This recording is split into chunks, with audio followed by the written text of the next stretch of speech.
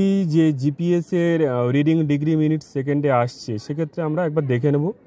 Mark way পয়েন্টে গিয়ে click করলাম, এখানে দেখলাম 22 ডিগ্রি 13 মিনিট 884 সেকেন্ড এরকম মান আসলে আমরা ইস্টিং আর নর্দিংয়ে কনভার্ট করে নেব। তার জন্য আমরা কি করব, ব্যাকে গিয়ে আমি ক্লিক করলাম, করার পরে আমি সেট আপে চলে যাব। সেট আপে গিয়ে আমি ক্লিক করলাম।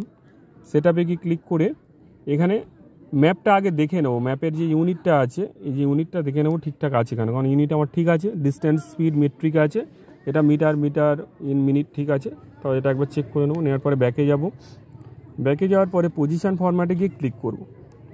ক্লিক করে দেখবো এখানে degree minute second position format আছে, ম্যাপ ডেটাম ঠিক আছে WG84, ম্যাপ স্পেরয়েড ঠিক আছে WG84। তাহলে উপরের পজিশান ফরম্যাটটা জাস্ট চেঞ্জ করলে হয়ে যাবে।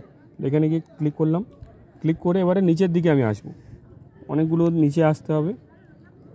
নিচের দিকে ইউটিএম অপশান আছে,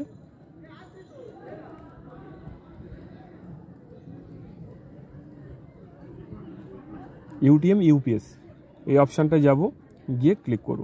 ওকে, ক্লিক করে দিলাম।